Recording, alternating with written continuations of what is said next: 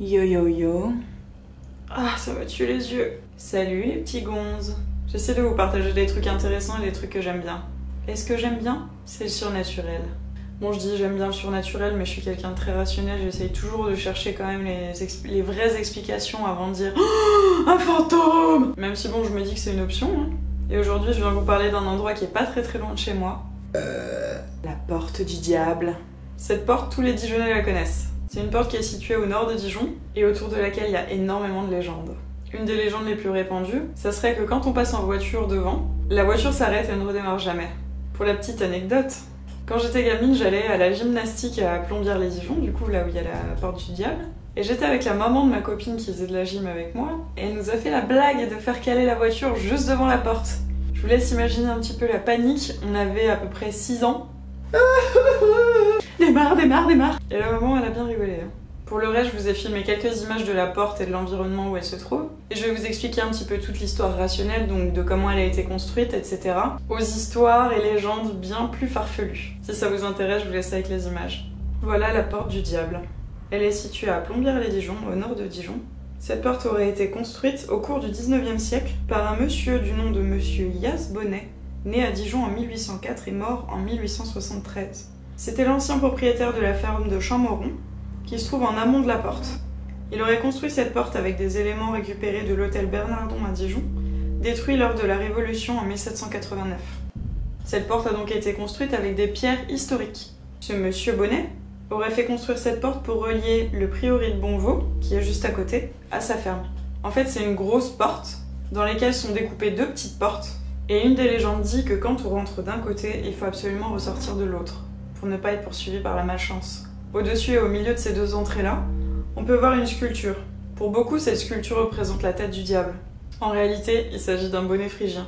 Une fois passé cette porte, on peut emprunter un sentier qui fait quelques dizaines de mètres, et au bout duquel on tombe sur une grotte.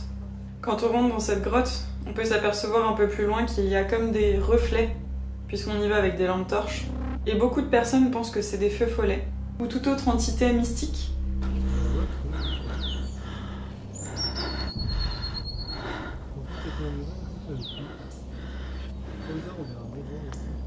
Un miroir? L'explication rationnelle serait sûrement qu'il s'agit de poches de gaz, étant donné que la grotte est en montée, et que l'air s'engouffre et se transforme en gaz. Cette porte se trouve au milieu de la forêt, et en contre-haut, on a le château d'une personne qui y habite actuellement. Et la grotte que je viens de vous montrer mène directement au sous-sol de cette personne. Je vous laisse imaginer comme il doit être dérangé sans arrêt. Voilà pour ce qui est de la partie historique. Pour la partie légende, j'en ai lu une récemment et plusieurs fois. D'un couple qui s'est rendu à la porte, qui est passé comme on lui avait conseillé par une première porte pour ressortir par l'autre plus tard, à minuit, et qui ont commencé à monter le sentier. Arrivés dans le sentier, ils ont éteint leur lampe torche parce qu'ils voyaient très bien dans le noir, et à ce moment-là, ils ont entendu des aboiements. Ils se sont retrouvés nez à nez avec un chien noir. L'homme du couple a pris un bâton sans se débiner et l'a brandi devant le chien, sans reculer. À ce moment-là, le chien leur a bondi dessus et a disparu au milieu du banc. Pris de panique, ils décidèrent de faire demi-tour et de redescendre à la porte, en prenant bien soin de passer par la porte par laquelle il fallait sortir.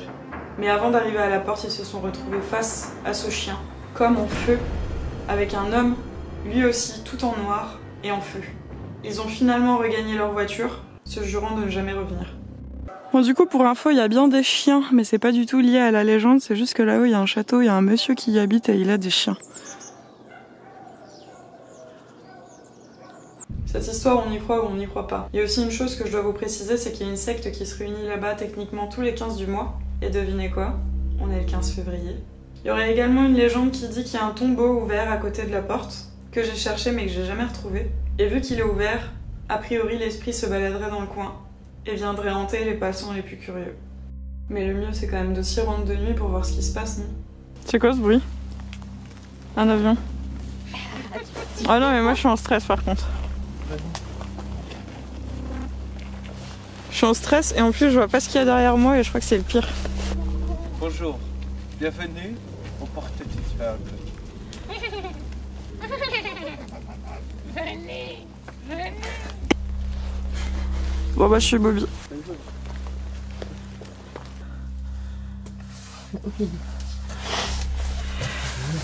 Quand il a dit qu'il y avait une araignée qui était hyper stylée.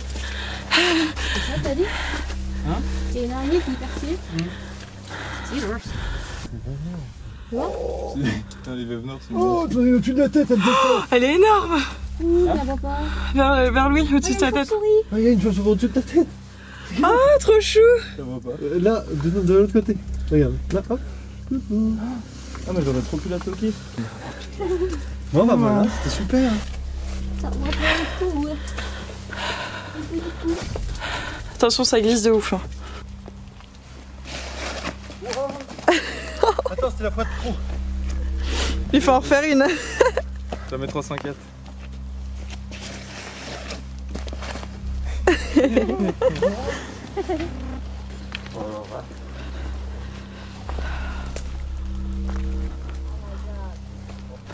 Bon bah c'est bien.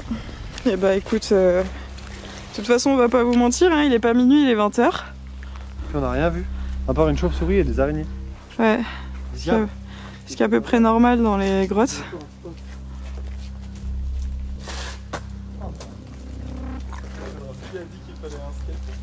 Bon bah du coup il y avait rien du tout. À part des arsouilles. C'est nous. C'est nul, le diable il existe pas. Bon, en tout cas pas ici quoi. Une voiture. Une voiture. C'est la voiture du diable. Bon bah voilà. C'est le panard, ma gueule. Merci.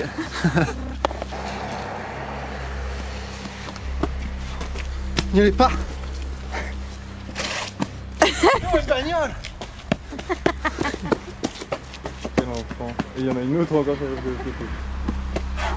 C'est moi qui n'ai pas fermé la porte, je me serais pris en pleine gueule. Ça me fait vraiment plaisir de vous partager les histoires de ma région. J'espère que ça vous plaît, n'hésitez pas à relayer la vidéo si ça vous a plu, à me laisser des commentaires si vous souhaitez que j'en fasse d'autres du même genre, en sachant que bon, en ce moment on n'a pas un temps idéal pour faire les trucs en extérieur, mais bon, j'essaie de me débrouiller. Et n'hésitez pas à liker si ça vous a plu. Même si d'habitude vous zappez la partie qu'il y a après mon générique de fin, je vous conseille de rester. Si vous êtes Dijonnais, n'hésitez pas aussi à me donner vos expériences si vous êtes déjà allé là-bas, ou même si vous n'êtes pas Dijonnais d'ailleurs. Et surtout si vous y allez, passez par la bonne porte. Et s'il vous plaît, jetez pas vos canettes. Ciao.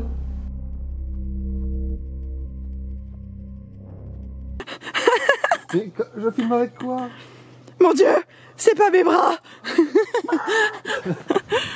Y'a pas de gravier. Caquette, le diable. T'entends? Heureusement que j'ai mon coup d'œil. Je crois qu'il est en colère. C'est sûr.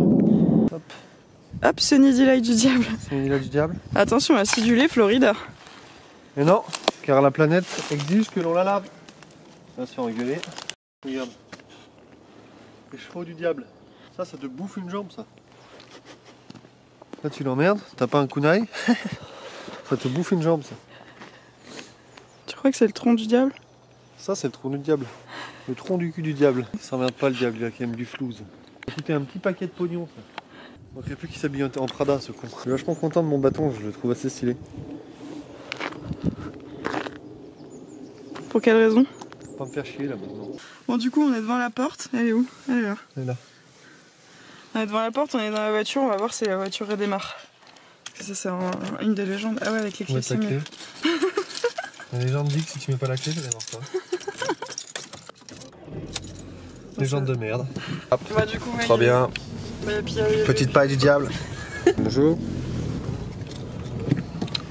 Attends, le Hop, soleil de- papy du diable. Constitue le petit village du diable. Magnifique. Attention, Donan du diable, celui-là, il envoie. Voilà, excellent. Et voilà, comment on se gare comme un diable. Ce plan n'a aucun intérêt. Aucun intérêt. Voilà, nickel. Allez, 3, 4, on est parti. Non, on se rend pas compte sur la vidéo, mais ça pousse très très fort. Ça, c'est la nouvelle technologie Geatronics, conçue par les Espagnols. Ils ne font pas que du jambon, apparemment. Pas trop de reflets dégueulasses. Pas du tout, je filme comme un chef. Je me sens vraiment le Cyril Lignac de la caméra. Ouais, ça bouge un peu. Il y a des trous de poule, comme on dit. Hop, les poneys du diable. Super le plan sur le poney du diable. Excellent. On arrive bientôt à la porte, the puerta. Puerte se passe. Et qu'est-ce qu'on a sur la gauche? Une superbe porte. Avec avec ma tête. Extrêmement hanté. Hop là, on voit pas la tête de Jo, parce qu'elle est là, en fait, elle est chum, elle est dégueulasse, elle s'est pas lavée. Dans cette position, dans 1 minute à peu près, je laisse une épaule sur le bord de la route. Par contre, avant de venir, de toute façon, je me suis un peu renseigné et on m'a dit que c'était pas culturiste. Voilà, donc super. Si Le on est en voyant panne. moteur, tout ça, c'est sûrement le diable. On va rester là. Avec calme, ce qu'on pourra faire, c'est du poney, parce qu'en fait, vous voyez pas ici, mais il y a plein de trucs de poney, comme on dit dans le jargon. Hop, de toute façon, on va le voir très vite. Voilà, t'as pas vu, t'es pas assez rapide. Bonjour. Cet arbre est vraiment très joli. Très bel arbre. Attention, hop, coupé par une bagnole. Juste pour dire, on est le 11 février. Ne filme pas ma tête, gros. On est le 11 février et on est dans le nord de la France. Il fait vachement moche. Hein. C'est vrai que nous, on a un temps de merde, c'est pénible le nord. Et donc ça, comme vous pouvez l'imaginer, ce ne sont que des champs de moutarde, parce qu'on est à Dijon. Donc chez nous, on fait que de la moutarde, que ça. On mange que ça, on boit même du lait de moutarde. Voilà les grandes étendues de champs de moutarde dijonnais. D'ailleurs, on ne peut pas le voir, mais si on regarde de haut, il y a marqué Armora dans le champ. Il y a la route des Grands Crus, un peu plus loin, et là, il y a la route des pots de moutarde. Des arbres à moutarde également. C'est un champ qui a été laissé en friche trop longtemps, ça a trop poussé. C'est devenu ça. Donc là, les camions qui viennent rechercher les graines de moutarde. Je suis un vlogueur. Suivez ma page, il n'y en a pas. Yes.